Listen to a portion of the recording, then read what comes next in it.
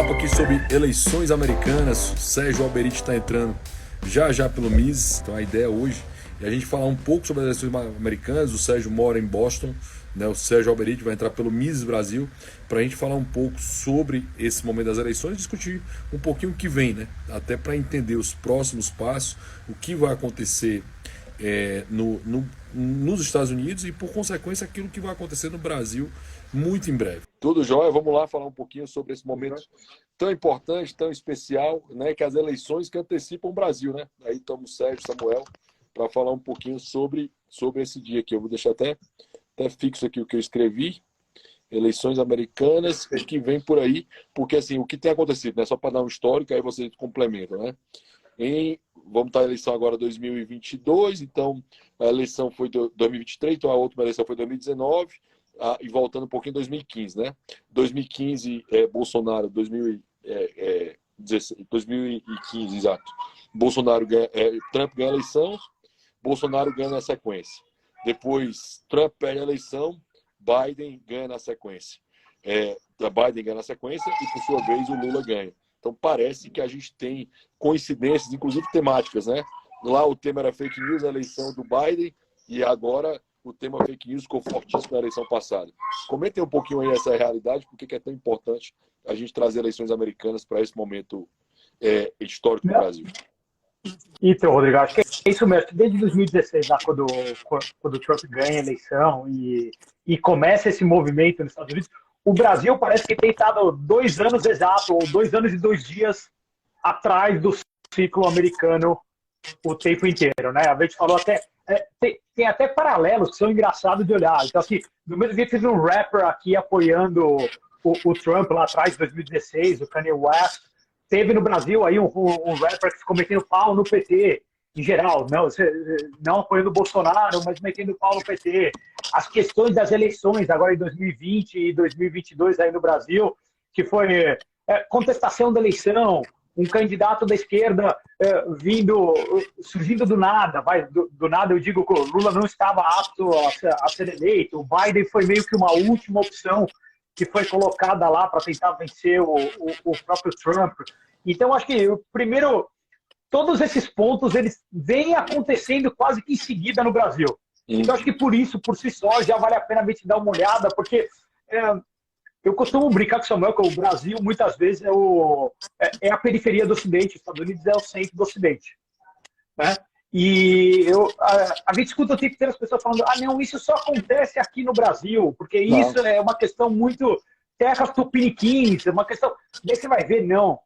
É uma questão de coisas que estão acontecendo no Ocidente inteiro, então aconteceram já antes dos Estados Unidos, estão acontecendo. Então, até antes de você entrar, Rodrigo, a gente estava falando de censura, então, até falando, poxa, as coisas de censura, eu e você mesmo fizemos um episódio só falando de censura nos Estados Unidos, o caso do Alex Jones e outros. Então, eu diria que é fundamental para a gente entender o que está acontecendo no centro do Ocidente, porque por isso que impacta o Brasil. Não é que tem uma questão metafísica, que o que acontece nos Estados Unidos acontece no Brasil. É simplesmente que estamos interligados, não tem como evitar, né, Rodrigo? E aí, Samuel, o que você acha? Eu aqui só para dizer que os temas que parece que começam lá, eles chegam aqui. Eu entendo essa diferença de 2 anos, mais ou menos. Só que eu tenho percebido, talvez, que essa diferença está, talvez, reduzindo. É claro que esses 2 anos são em função muito das eleições. Então, tem esse intervalo natural. Mas parece que é um movimento quase que concertado da esquerda progressista dos Estados Unidos, que parece que em alguns momentos se reflete aqui. Então, eu até queria perguntar isso para vocês, se vocês percebem que há talvez esse concerto mesmo de esquerda, talvez um nível, não sei, internacional, mas alguma coisa assim, que isso é só coincidência ou se realmente é um movimento organizado.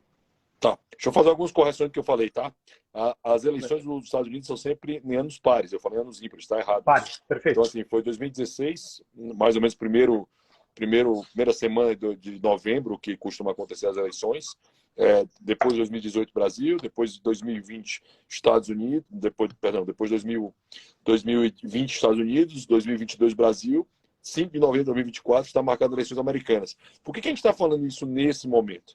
porque as prévias americanas começam a acontecer, certo? Diferente do Brasil, que não tem as prévias, né? Até o Brasil existe isso, mas não como nos Estados Unidos.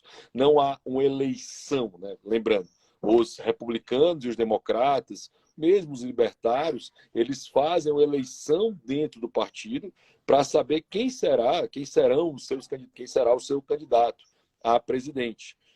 Em geral, como regra nos Estados Unidos, o atual presidente tende a ir para a reeleição, né? Muito raramente um presidente eleito perde uma prévia. Eu acho que não lembro um precedente americano, pelo menos no século XX, de ter perdido uma prévia. E aí já o candidato republicano também é incomum voltar um ex-presidente para ser candidato novamente. Também não é muito comum. Lembrando que os americanos, eles têm 2 mandatos, né? Os presidentes americanos, eles têm 2 mandatos. O primeiro e o segundo mandato, desde Delano Roosevelt, que foi o terceiro mandato, discordando em detrimento do que George Washington fez, que era a regra americana. O Delano Roosevelt foi para o terceiro mandato, e a partir daí a Suprema Corte, uma emenda constitucional, perdão, a última emenda constitucional americana, estabeleceu essa limitação para 2 mandatos, né? Especificamente 2 mandatos para isso. E, diferente do Brasil, o presidente que disputa 2 mandatos, que é eleito por 2 mandatos, não pode disputar mais nenhuma eleição, né? No Brasil, ele pode. Então, tem essas restrições que é importante o nosso ouvinte saber. Com relação ao que o Samuel perguntou, Samuel, se os prazos diminuem, eu acho que sim, os efeitos sim, mas os efeitos são eleitorais, né? Porque a gente vai ter os efeitos políticos, mas em termos de eleição, a gente só vai vislumbrar isso quando ele chega na eleição de 2024 no Brasil. Então, a consequência, talvez, das ideias sim, mas da decorrência política, não. Perfeito. Perfeito, e a gente teve agora, então, 3 semanas atrás, 3, 4 semanas atrás, a gente começou a ter os anúncios de pessoas que são pré-candidatos nesse momento a essas primárias que o Rodrigo está falando. E como a gente tem uma situação única nesse ano, nessa eleição do ano que vem, que a gente tem um presidente atual que já está com 80 anos de idade, e já está com alguns problemas físicos e até neurológicos, a gente já começa a ver. Então, tem sempre uma discussão sobre ele será ou não será o candidato. Fora isso, ele também está com os níveis de popularidade muito baixo.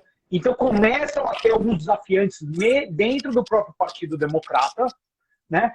E no Partido Republicano, também já começaram os anúncios desses pré-candidatos, logicamente liderados pelo Trump ali na frente, então a gente tem basicamente uma disputa entre 2 presidentes atuais, né, 2 ex-presidentes, ou 2 presidentes, entre aspas, né, um ex, o outro atual, contra algumas pessoas que estão disputando.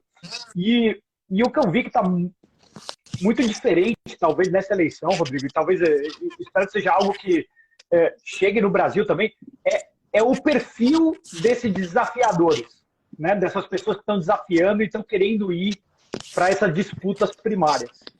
Então, enquanto lá atrás a gente tinha, e era sempre aquelas criaturas de Washington mesmo, sempre os mesmos de sempre querendo competir, ou seja, você tinha variação, tinha o nome, a altura, a gordura da pessoa que estava disputando, mas tinha muita pouca diferença de conteúdo entre esses desafiadores, era mais um debate de personalidade.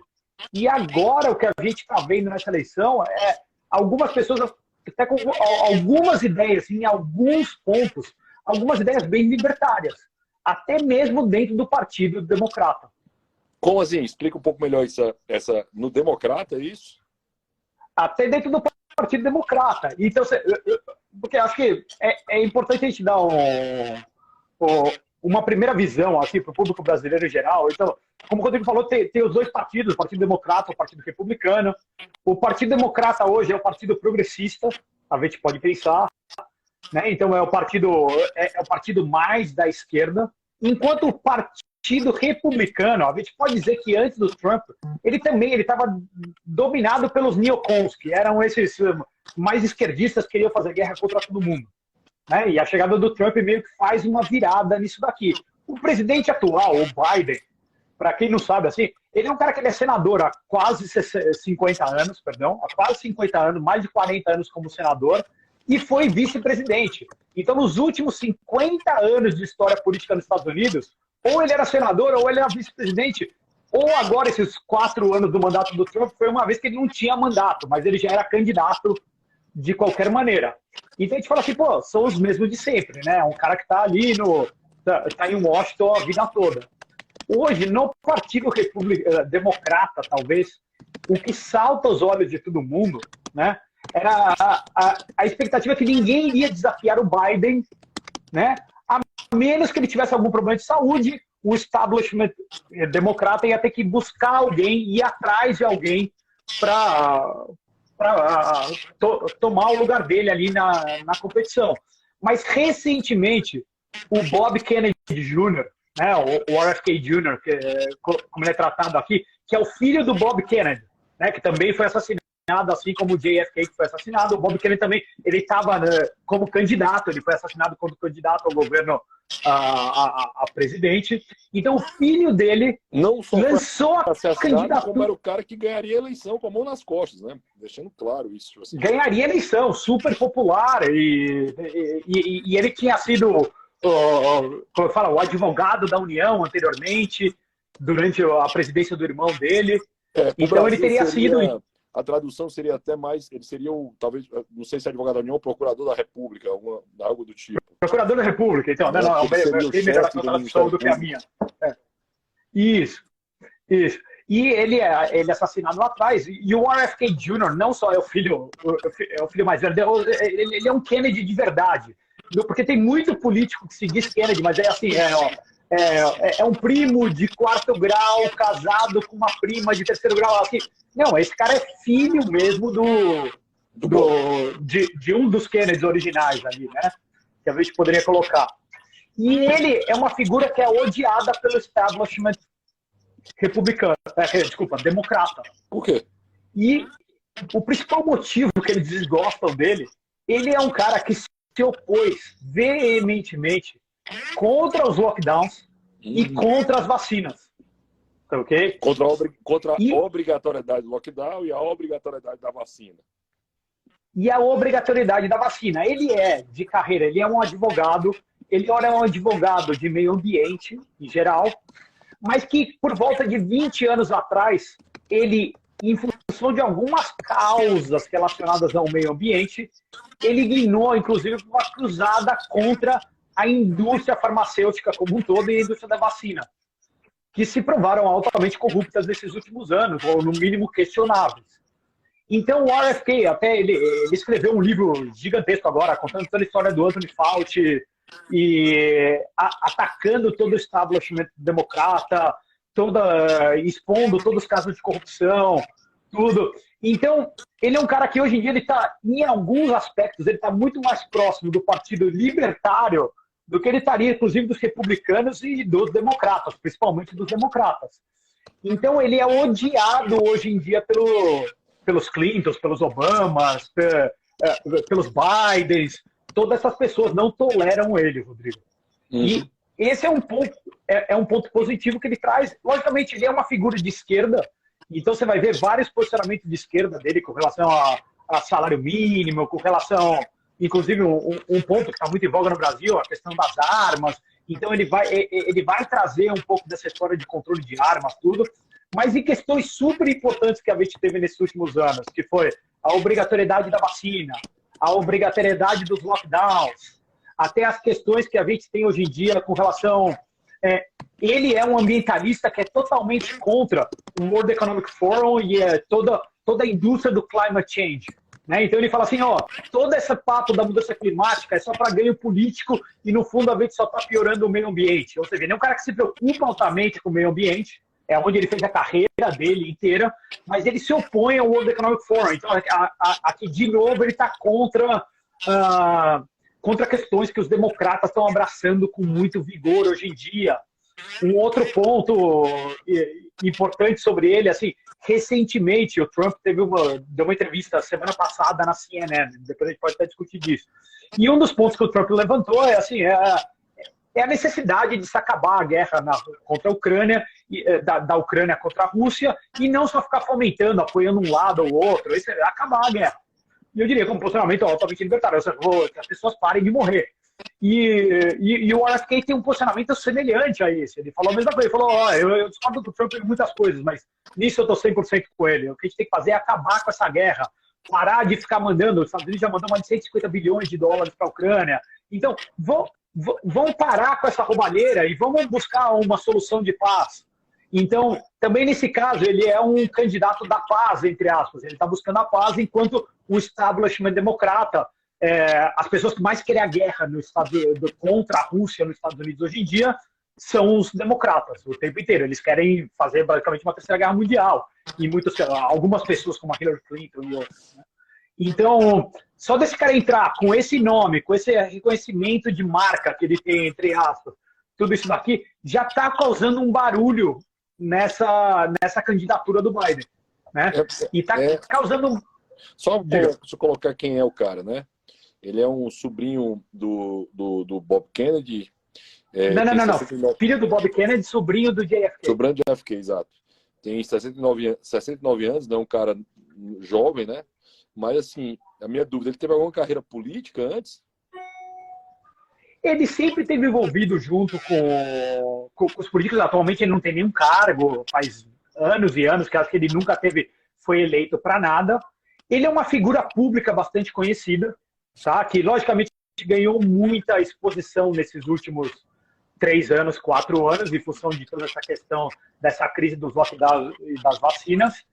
E ele tem um problema de voz muito grande. Eu não sei, ele teve alguma doença na garganta, tal, é até um ponto negativo. Então, quem escutar ele falando é até difícil entender. Ele fala com uma rouquidão imensa, tá? Mas essa é a figura. Ele não é um político de carreira, como o Ted Kennedy, por exemplo, que foi senador aqui por Massachusetts durante também 40, 50 anos. Entendi. Ele não é uma figura política nesse sentido.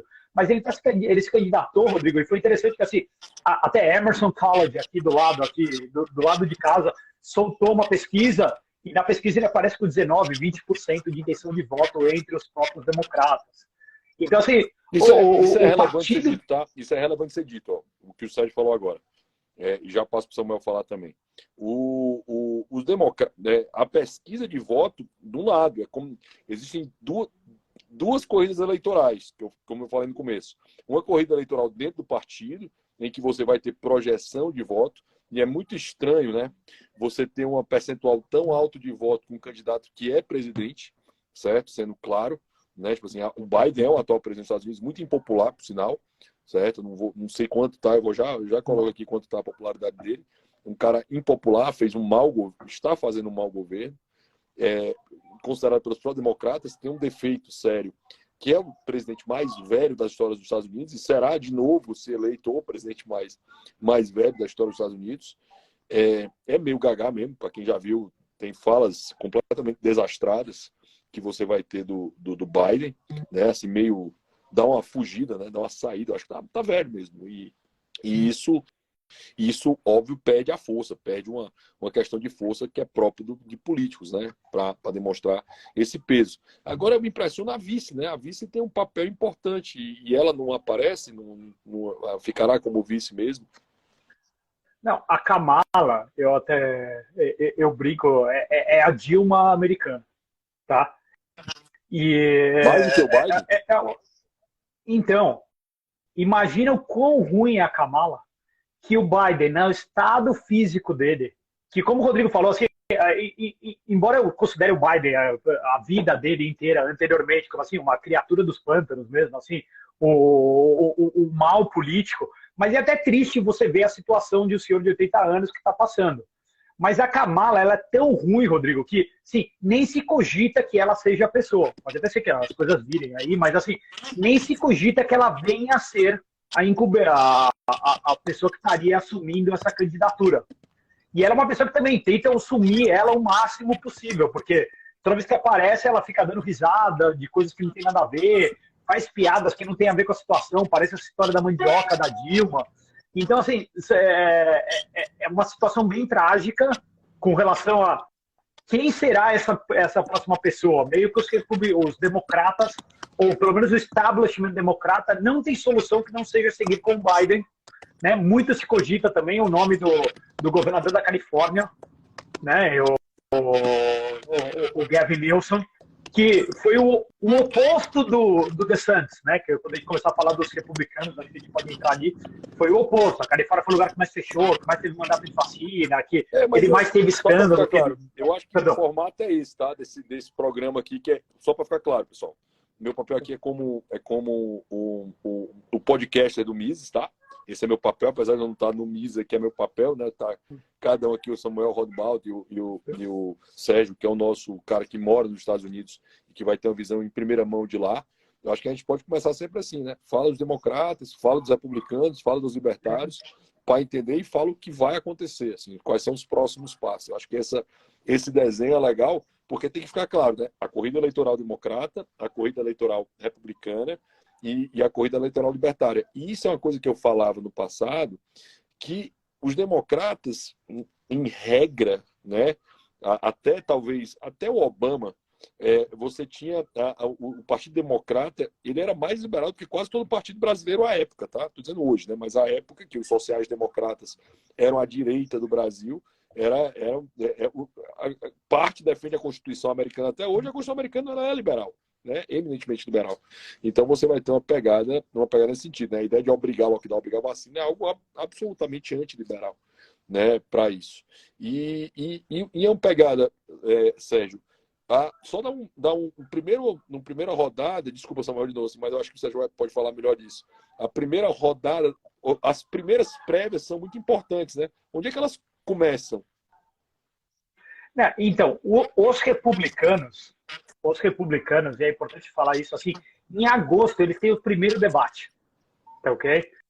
Começam os primeiros debates, vai ser um debate, vai estar na Fox News, não sei a data, algum momento em agosto, onde esses pré-candidatos republicanos estarão lá se degladiando, se debatendo.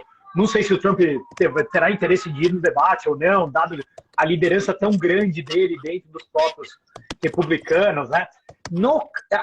E as eleições primárias começam em janeiro, elas começam em janeiro do ano que vem, Rodrigo, e elas se acabam na convenção do Partido Republicano, que é em julho, se não me falha a memória, lá pelo meio de julho. E os democratas têm o mesmo processo, né? A questão é que muitas vezes vai ser assim, o Biden disputando com uma pessoa irrelevante, como por exemplo a Marianne Williamson, que tá disputando, que seria uma pessoa que conseguiria um voto aqui, outro ali. Então, essa que seria, ele tem que passar por essas primárias da mesma forma, e ele é indicado na convenção. Um ponto importante que está nesse processo que a gente está falando é que o DNC, né, o Centro Nacional do Partido Democrata, já falou que não haverá debates contra o Biden, né? E muito provavelmente o Biden também nem subirá num debate contra o Trump. Já pensou ele contra o Trump? Porque o Trump pode ser também um cara de 76 anos, mas é um cara com uma virilidade grande ali. Estou falando na questão de a força, a energia que ele traz ainda, até esse bate-papo que ele teve semana passada na CNN foi assim, o Trump 100%, o Trump de 2016 ali que estava falando. Então, Rodrigo, assim, a cronologia é mais ou menos essa. A gente tem a partir de agosto os debates, que os democratas estão falando que não haverá, os republicanos estão falando que sim, que haverá. E daí, no primeiro semestre do ano que vem, a gente tem os votos estaduais, né? Cada estado, em geral, começa por Iowa tal, e vai evoluindo estado a estado para determinar quem vai ser o representante dos republicanos e dos democratas. Mas só é sacramentado isso na convenção. Então ele ganhou em Iowa lá em janeiro, mas daí ele só tem a obrigação de votar mesmo no candidato que ganhou na eleição em julho. Vou virar dos republicanos agora, né? Samuel, se quiser comentar também, começar comentando. Temos aí o Trump é óbvio, né? O candidato óbvio que, repito, também não é normal na história americana ter ex-presidente disputando eleição, até porque o incomum é um presidente perder a eleição. O último grande caso, antes, pré-Trump, de alguém perder a eleição, tinha sido com Jimmy Carter, com Ronald Reagan. Assim, década de 80, ano que eu nasci. Então, assim... E teve o Bush pai também. O Bush pai, verdade. Bush pai perdeu para o Bill Clinton. Né? Bush pai perde Bill Clinton. Foi as últimas 3 unidades, né? Foi Reagan, Bush pai e que perdeu para o Clinton com aquela frase, né? É economia, seu estúpido. Né? Genial essa frase. E a terceira foi agora com o Trump, assim, nessas, vamos lá, quase 40 anos acontecendo isso. Então, assim, dentro dessa conjuntura, nós temos o Ron DeSantis. Você quer comentar um pouco quem é esse cara, Samuel? Acho que vale falar, porque talvez seja o grande nome de novidade republicana vindo aí. Antes até da gente entrar no nome do DeSantis, pontuar aqui que pesquisar também, a desaprovação do Biden hoje está em 54%. É muito alto. É muito alta. E mesmo... a desaprovação dele já foi maior, mas mesmo dentro do próprio Partido Democrata é uma desaprovação considerável ali. 15%, já foi de 20% mais ou menos. Então, o que eu percebo, assim, eu até queria comentar isso para não deixar passar, mas essa esquerda identitarista que se fortaleceu junto do Biden, eu até queria perguntar isso para o Sérgio, antes da gente entrar no DeSantis, se ela continuaria forte numa eventual ascensão do RFK Jr. E se você quiser responder isso, Sérgio, também para falar do DeSantis, que depois a gente entra então nesse caso dos republicanos. Eu queria só pontuar isso porque eu percebo que aqui no Brasil, embora a gente comece a perceber no começo do governo Lula já uma crescente desaprovação, embora a gente esteja ainda muito distante das próximas eleições, mas a gente não tem aqui ainda uma figura da esquerda que possa bater de frente eventualmente com o Lula. E lá nos Estados Unidos, embora tenha esse RFK Jr., principalmente com relação a posicionamento anti-guerra, que é onde ele se aproxima do Trump de fato, eu também não sei se é suficiente para bater de frente com o Biden, né? Então, queria passar isso para a gente terminar esse ponto dos democratas. Não, acho que o ponto que o Rodrigo... Desculpa. Só para vai lá, a aprovação do Trump subiu para 44% em 2019, né, pré-pandemia. A mais alta desde que ele chegou na Casa Branca. Depois da pandemia, o número cai muito. Despenca, né? Então, o RFK, assim, o favorito da eleição sempre tem que ser o presidente atual. Como o Rodrigo estava falando, o Biden, sem dúvida nenhuma, ele é o favorito ainda, tanto por espaço, o uso da máquina, tudo que ele pode fazer, a exposição que ele tem o tempo inteiro, né? E o RFK aparecendo, ele é um cara com valores da esquerda americana, mas ele é um cara com valores da esquerda americana, essa que o Rodrigo está falando, dos anos 80, dos anos 70, tá? Ele até mesmo, assim, a fala dele sobre a resolução para as questões ambientais, tem uma fala dele aí, depois a gente pode até jogar no instituto em algum local, que ele fala assim, a solução para as questões ambientais é melhores direitos de propriedade, ok? Como que você imagina um cara da esquerda falando isso dentro do movimento verde? Tá ainda certo, por cima, né? assim, ele tá certo, né? Assim, nesse ponto. E ele tá correto. Por isso que eu falo, quanto mais eu escuto o RFK falando, eu falo assim, cara, os pontos que ele é bom, ele é muito bom. Os pontos que ele é ruim, ele é muito ruim, sem dúvida nenhuma. Essa é ele quer... inclusive, a tese da Elinor Ostrom, né? Que é muito boa, que foi a primeira mulher a ganhar o Prêmio Nobel de Economia. Né? E assim, a base dela, que ela vai defender, que é exatamente bens comuns, é a propriedade privada que resolve. Quanto mais propriedade privada, melhor resolução para o meio ambiente. É muito boa a tese dela. Não, sem dúvida. A Austin está correta nisso, né? Então, é direito de propriedade. E é engraçado. Eu pessoalmente, que acompanho o RFK faz 4, 5 anos, não esperava escutar ele falando isso. E ele falou isso na lata. Então, assim, é muito difícil ele conseguir derrubar o Biden, né? Embora a gente está falando que ele tem 20% das intenções de voto e tal, mas com toda a máquina por trás. E, assim, ele tá aparecendo em podcasts, mais podcasts.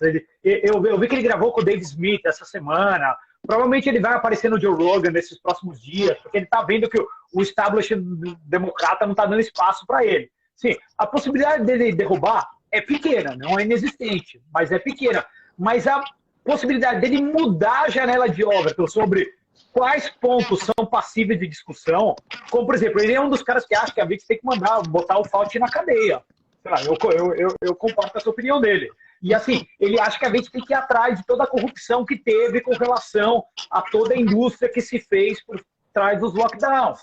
Estou com ele. Ele quer acabar a guerra na Ucrânia, independente de quem vence a guerra ou não. Ele quer acabar, quer que as pessoas parem de morrer. Então, só de você trazer essa discussão para dentro da esquerda americana é meio que um red pill para muita gente. Ele fala assim, como que um cara que é um Kennedy, lembra assim, como chamava o Kennedy? Chamavam de Camelot. Então, assim, é o que tivesse mais sangue azul possível. Né? Tô falando, principalmente depois do JFK, não antes, né? Mas, assim, como que alguém que tem uma reputação, tem um nome tão grande dentro do Partido Democrata começa a falar coisas que são claramente verdade, mas que são negadas hoje em dia? Então, acho que a capacidade dele é mais de mudar a janela de órbita sobre o que é passível de discussão ou não, do que realmente vir a ganhar a nomeação. Até porque esse problema dele na garganta é grande, principalmente para alguém que depende de falar e colocar as ideias dele aí fora o tempo inteiro. Entendi. Tá? E o Ron DeSantis? O Ron DeSantis, vamos lá, ele é um cara super jovem, 44, 45 anos, governador da Flórida. Arrebentou, né, velho? Arrebentou, né? Não, eu diria que o Ocidente deve muito ao Ron DeSantis. Porque a Flórida, embora ali, no dia que o Trump pegou e fechou lá, o 14 de março, lá, fechou tudo, a Flórida também fechou. Mas a Flórida pegou e reabriu rapidamente. Ela reabriu um mês, ou um pouco menos de um mês. A Flórida pegou e reabriu inteiramente. E nesse ponto, a gente pode ver, Rodrigão, que a história do federalismo ainda funciona em algumas questões nos Estados Unidos. Não em todas, mas em algumas. Mas aí eu vou dar até uma vírgula aqui, né? Os Estados Unidos, se você pegar por estados, você vai ter estados muito mais liberais, com muito mais liberdade, né, com muito mais defesa da liberdade do que outros estados. Isso você tem até hoje nos Estados Unidos, né? Se você pegar a gradação Califórnia, Flórida, é absurda a diferença de um local para outro. A Flórida nem era esse local de tanta liberdade. Não, então existe um federalismo maior do que no Brasil, não há a menor dúvida disso. Existem redutos de mais liberdade, menos liberdade, em questões específicas e menos específicas. Mas nesse caso, a gente tem que lembrar que existia uma força muito grande de Washington para que todos seguissem os guidelines do CDC, né, do Ministério da Saúde, aí vai fazer uma analogia, que todos os estados seguissem. E o primeiro estado que bateu na... O primeiro foi South Dakota, né? Mas South Dakota nunca fechou nenhum dia, South Dakota. Mas é um estado pequeno, disso, né? Ninguém sabe disso. É uma governadora republicana também, okay? Que fazia umas propagandas dela caçando, essa era a propaganda política dela, então ela caçando os animais lá, uma menina jovem também, no final dos 40 anos, mas South Dakota é um estado pequeno, Califórnia não, Califórnia é o terceiro principal estado em número de votos para a presidência, né? Atrás do Texas, o quarto, o quarto é Texas, Califórnia, Texas, Nova York e Flórida. Então, Flórida é um estado super relevante, é um estado rico, tudo isso. Então, a abertura que ele teve, né? E até a gente falando assim... O nome dela é Chris Nowen, tá? A governadora da Dakota do Sul. Isso, a Chris Nowen, isso mesmo. Chris Nowen.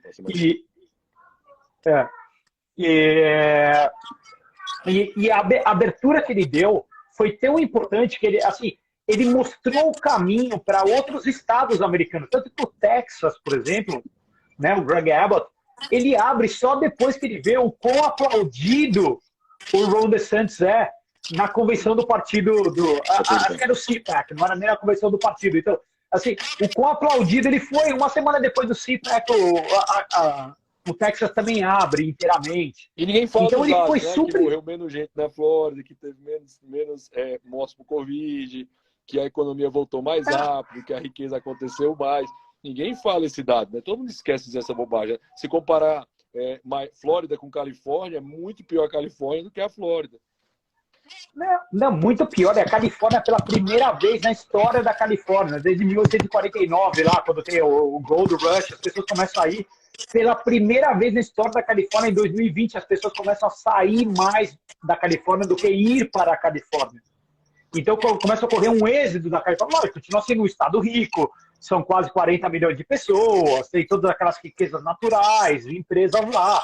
Não quer dizer que virou nada, mas assim, pela primeira vez na história, as pessoas começam a sair de lá e elas, por exemplo...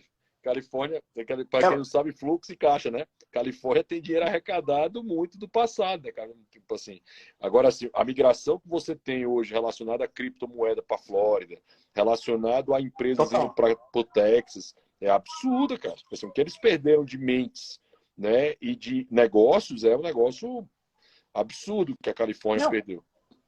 Gigantescamente. Em alguma cidade como São Francisco, onde eu estudei, assim, é insuportável hoje em dia. Assim, existe um aplicativo, Rodrigo, vocês vão achar que é zoeira, mas todo mundo pode pegar e olhar. Existe um aplicativo para você saber qual rua, qual local da calçada, qual esquina tem fezes humanas. De tantos mendigos, de tantas pessoas que tem na rua. Então tem aplicativos que estão fazendo tracking de fezes humanas na cidade. Logicamente abriram esse aplicativo como uma piada, mas vingou o aplicativo, né? Então muitas pessoas abandonaram a Califórnia, abandonaram principalmente a região do Silicon Valley, né? E mudaram ou para a Califórnia, ou para o Texas, ou para South Florida, né? Para a região metropolitana de Miami. E a mesma coisa aconteceu com os hedge funds de Nova York. Muitos hedge funds de Nova York se realocaram na Flórida. Sim. Né? Acho que a regulação é mais fácil, tem menos perseguição, tem menos woke, né? De forma geral. Para quem não conhece a expressão woke, é a expressão esquerdista para o trabalho. Assim, se você dá uma tradução... É aquele super identitário, né? Todas as coisas de gênero o tempo inteiro, falando. Então, até o Ron DeSantis também passou algumas regulamentações que foram, logicamente, taxadas. Ele passou uma regulamentação que é engraçadíssima aqui, se a gente tem para falar, que ele falou assim, não quero que dê aula de orientação sexual para crianças com menos de 7 ou 8 anos. Alguma coisa assim. E a lei foi taxada pelos democratas como a Don't Say Gay Bill. Né? A lei não diga a palavra gay. E só o que ele está falando, na verdade, vamos não dar aula de orientação sexual para crianças de até 8 anos, inclusive sem os pais ficarem sabendo. E foi isso que causou tanta revolta. Então, ele teve muitas medidas que o fizeram muito popular, não só no estado da Flórida. O Rodrigo falou essa pujança econômica que a Flórida está passando, essa pujança de liberdade que a Flórida passou, pelo menos de maneira relativa, a liderança que a Flórida teve nos Estados Unidos. Você tem que pensar que a Flórida, Rodrigo, ainda assim, a Flórida sempre foi meio que motivo de piada para o resto dos Estados Unidos. O estado da laranja, né? O Orange State.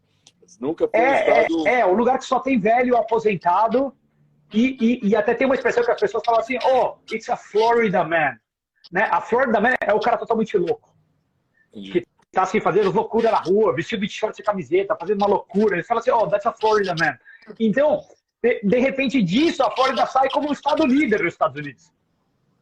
Ela saiu gigante, ela saiu tão grande que o Ron DeSantis é o virtual. Pode não ser o próximo presidente dos Estados Unidos, mas será o presidente dos Estados Unidos, né? Então, assim, ele pode ser agora, mas será. Não, justamente isso que você fala, Rodrigo, é porque ele é o mais jovem desses todos que a gente está citando aqui. De todos os nomes que a gente levantou, ele tem 44 anos. O segundo mais jovem dos 4 que a gente citou essa noite, tem 69 anos, que é o RFK Jr. A Chris tem 51. E a Kamala Harris... A Chris, que pode ser também uma opção, ela tem 51. A Chris tem 51, mas ela não tem projeção nacional, não. Não, pelo menos por enquanto ela não tem. Sem brincar com o Sergipe, né, Samuel? Que eu adoro, mas da conta é o Sergipe. Difícil um sergipano via ser presidente da República. Né? Você teve a Alagoas, presidente da República, né? Mas de sergipano não tivemos. Ainda não chegou a hora. Mas hoje, então, dizem que ele seria a principal pessoa para desafiar o Trump. E ele é até uma pessoa que esteve junto com o Trump. Né? Ele foi apoiado, ele ganhou a primeira eleição por 10 mil votos, 20 mil votos, não sei, Samuel pode pesquisar aí. Ele ganhou a primeira eleição para governador por nada. E pensa o efeito que isso teve na liberação do Ocidente dos lockdowns. Porque, assim, é inegável a vontade da classe política de continuar o lockdown. Até hoje só surge bate-papo, vira e mexe, de voltar lockdown para alguma coisa. Loucura. E assim, e a centralidade que a Flórida teve nisso. Então, assim, como importante foi essa eleição de ganhar esse governador da Flórida lá, que ninguém sabia quem era o Ron DeSantis, né? Mas um ponto é, assim, ele pode a próxima eleição, 2028, me parece que é a eleição correta para ele. Né? Pensei, ele não tem que disputar contra 2 presidentes, porque ele tem que disputar mas ele tem que ir internamente para dos prévia, republicanos cara. com o Trump. Mas ele tem que ir para prévia, tem que aparecer, tem que colocar, tem que colocar... Tem que aparecer, tem que aparecer. Perfeito, perfeito. E daí ainda surgiram 2 outros candidatos, e daí eu diria que também é bastante positivo no Partido Republicano. Né? Bom, um outro, antes de eu falar desses 2, eu vou falar alguns outros. Estão surgindo alguns outros desses neocons antigos. Então, por exemplo, a Nikki Haley, que também foi embaixadora americana na ONU, foi governadora de, acho que é South Carolina, o Samuel pode ser, mas é uma neocon clássica. Desculpa te interromper de novo, mas olha só a diferença. Na eleição de 2018, para governador da Flórida, o Ron DeSantis tinha tido 10 mil votos diferentes. Na eleição contra o Charlie Crist, ele teve 1.500.000 votos de diferença. Foi um massacre. Não, foi uma slide. Foi um massacre a segunda. Você vê o nível de aprovação que ele teve de uma pessoa que era totalmente desconhecida anteriormente. Entendeu? Um massacre. Só para colocar aqui, para ficar claro. 4.614 votos em 2022 contra 3.100 do Charlie Crist. Eu vou colocar aqui o 2018, você falando, que é desconhecido. Não, então, a gente tem figuras super tradicionais do Partido Republicano entrando aqui, como, por exemplo, tá falando a Nikki Haley, mas ela é assim, pensa assim, é o Bush filho de novo, é um desses neocons que querem fazer guerra contra todo mundo, que querem explodir as coisas, que querem crescer o tamanho do Estado, tal. E ela é um nome forte dentro do Partido Republicano. Os republicanos antigos adorariam que fosse ela. Né? Antigos que eu quero dizer, os manda-chuvas do partido. Né? Mas surgiram 2 novos nomes que deixam a gente muito animado com relação à direção em que isso está indo. Caramba, só para comparar. Ó, eu falei 1.500.000 votos, né? 4.600.000 contra 3.100. Olha a eleição de 2018. 4 milhões... não, isso aqui é isso aqui não é do Senado, isso aqui é do deputado, mas já falta aqui. Ron DeSantis, 4.076.000 votos contra o Andrew Gillum, que teve 4.043.000 votos, ou seja, 33.000 votos, é nada. Foi por um fio de cabelo, assim, um fio de cabelo meu ainda, que é pequenininho ainda. É nada, então, assim, nada. Olha, 1.600.000 para 30.000 votos. Absurdo. Então, a gente falou, é importante a gente falar dos Estados Unidos, até a gente ver o quão importante foi para a liberdade no Brasil mesmo, porque os Estados Unidos têm um papel de liderança na abertura, embora ainda não tenha aberto 100% das coisas, mas assim, de abrir. E a Flórida que teve esse papel importante dentro dos Estados Unidos. Então foi o Ron DeSantis. Então por isso a popularidade dele, para as pessoas que não entendem de onde surgiu um cara de 44, 45 anos tão popular assim. A diferença lá era 49,9% contra 49,2% de votos. A diferença em 2022 foi 59,4% versus 40%. Cara, em termos eleitorais, isso é um massacre. Só para ficar claro. Um massacre. Entendeu? Um massacre. Muito mais vindo da onde veio anteriormente, né, Rodrigo? Porque assim, ele foi eleito com 40 anos, né? Tem 44, 30, menos de 40 anos, né? É um cara jovem, é um cara que tem... a eleição de 2028 é dele, né? Eu acho que ele tem tudo para... Porque o Trump, se foi eleito, não pode disputar outra eleição. O Biden, se for eleito, não pode disputar outra eleição. Então, é um candidato novo republicano e é um candidato novo democrata. Então, são novos candidatos dos 2 lados que vão necessariamente que vão acontecer. A não ser que o Biden não ganhe e vá para outro momento de eleição. Daí ele vai estar com 84 anos no momento da campanha. Enfim, não, 84 agora. O Biden está fora. 84 agora. Não, ele está com 80 agora. 80 agora. Mas assim, 84 na campanha para 2024. Não, 81, né?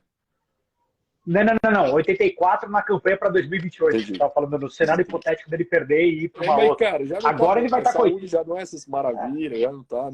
Não acredito. Não acredito. Perfeito. E os libertários, só para finalizar aqui a nossa. Não, então, só deixa eu falar aqui, porque tem 2 caras com uma pegada um pouco libertária dentro do Partido Republicano, fora esses neocons que estão aparecendo como a Nikki Haley. Então tem 2 caras, um é um radialista, californiano que tentou disputar contra até o Gavin Newsom no ano passado e acabou perdendo. E ele é um conservador das antigas, é um radialista mesmo, um negro americano, e ele tem uma pegada bem libertária em vários pontos, tá? Então, pô, é um cara que está trazendo uma outra energia. E depois a gente pode discutir mais sobre ele. E tem um terceiro, que é um empresário, um moleque novo, Samuel, 37 anos, Vivek Ramaswamy. Eu devo ter falado errado sobre o nome dele. Mas é um cara que montou uma empresa lá atrás relacionada a biotech e agora está montando, inclusive, uma empresa para desafiar a BlackRock, uma gestora de ETF, sei lá se ele vai conseguir desafiar a BlackRock, dado o tamanho da BlackRock, mas enfim. Mas assim, ele quer montar fundos que sejam contra o ESG, né? E ele está com um apoio muito grande na campanha dele do próprio Peter Thiel. O Peter Thiel, antigo sócio do Elon Musk na fundação lá do PayPal, lá atrás, de uma das empresas, né? Que eram duas empresas que se juntaram. Então, e o Peter Thiel é um cara que tem uma pegada bem libertária. Eu não diria que ele é um austro-libertário, mas é um cara com uma pegada bem libertária. Tá com esse apoio dele. E esse cara também é um cara, ele fala assim, não, eu era um anarcocapitalista, agora eu não sou mais anarcocapitalista, mas eu continuo sendo um super libertário, no sentido de acreditar num Estado super pequeno e tal. Então, são pessoas que não devem ter uma influência muito grande na eleição, mas o que a gente prefere? A história da janela de Overton, de novo, que está abrindo aqui, que está indo para o outro lado da sigla. A gente começa a ver que as pessoas que estão tentando vir para a eleição, que estão embalando um pouco mais, são as pessoas com essas ideias um pouco mais pró-liberdade, e não necessariamente só os neocons antigos, só aqueles comunistas antigos, ou esses comunistas identitários novos. Então, eu diria que, de certa maneira, isso é positivo. O Biden continua sendo favorito, né? Como eu falei no começo, mas todo esse desenvolvimento, eu acho que são legais, Rodrigo. Legal demais. E para finalizar, libertários. Então, tá, o Partido Libertário ainda não começou uma movimentação grande, desde que teve o takeover. Acho que a gente fez um episódio, né, sobre o takeover do Partido Libertário pelo Mises Caucus. Então, a facção, que chama, Rodrigo, você me falou assim, ó, a parte interna do Partido Libertário mais hardcore, no sentido de ser mais austro-libertária, é a parte que está controlando o partido hoje em dia, né? A gente tem falado de alguns nomes em cima, e um dos nomes é o próprio Dave Smith, que toca um dos maiores podcasts que tem de libertários nos Estados Unidos. Até acho que 2 semanas atrás ele estava no Joe Rogan de novo, acho que já tem 10 aparições dele no Joe Rogan. Mas eles não se manifestaram. Eu vi que ele entrevistou essa semana o RFK. Ainda acho que não é pública a entrevista, deve sair amanhã, depois de amanhã, alguma coisa do gênero. Então, esse é o posicionamento, por enquanto, dos libertários. Mas é legal de começar a ver, RFK Jr. de um lado, essas outras 2 pessoas junto com o Ron DeSantis vindo ali. E isso tudo a gente está falando assim, não são pessoas perfeitas, é uma delas, né? Mas, dado todas as escolhas horríveis que a gente teve anteriormente, agora as escolhas não são tão horríveis. Cara, acho que pode ser um ponto positivo. Eu confesso que eu tenho, assim, eu gosto do Ron DeSantis. Eu acho que ele é um cara interessante. Ele fala bem, ele pontua bem. Eu acho que ele consegue. Eu acho que ele vai mais. Para mim, hoje, quem é o melhor candidato de todos? Para mim, de longe. Não, ele parece ser o melhor candidato de todos. A questão que todo mundo tem, ou nós libertários temos dúvidas, seriam como seria o posicionamento dele com relação às guerras, né? Que nos Estados Unidos é um ponto super relevante, no Brasil a gente pensa, a gente acha que é irrelevante, mas nos Estados Unidos é um ponto central. Então, esse é um ponto que a gente não sabe. Ele não fala, ele não tem falado, né? Ele tem evitado causar problema para ele, falar de um lado ou do outro.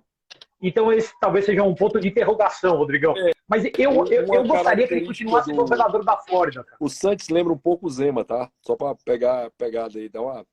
Seria um candidato que eu acho que para o Brasil, só para quem quer o paralelo, seria o Zema, tá? Numa pegada assim, um cara mais moderno, mais jovem, com uma pegada... Um cara simples também, tipo assim, não tem muita firula, né, na sua fala.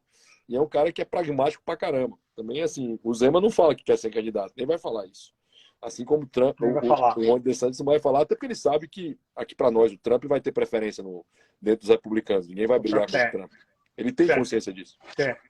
Entendeu? Não, eu acho que assim, vai vai ser umas prévias meio carta marcada. Vão deixar essa galera aparecer, porque é importante para a próxima eleição. Mas para essa vai ser. Vão dar uma aliviada para o Trump, minha sensação. Não, vamos lá. Acho que vai ter muita coisa, muita notícia divertida para a gente que gosta de acompanhar o tema. É um tema que está começando a aquecer. Começou a aquecer 3 semanas atrás, quando até o Biden se declarou candidato.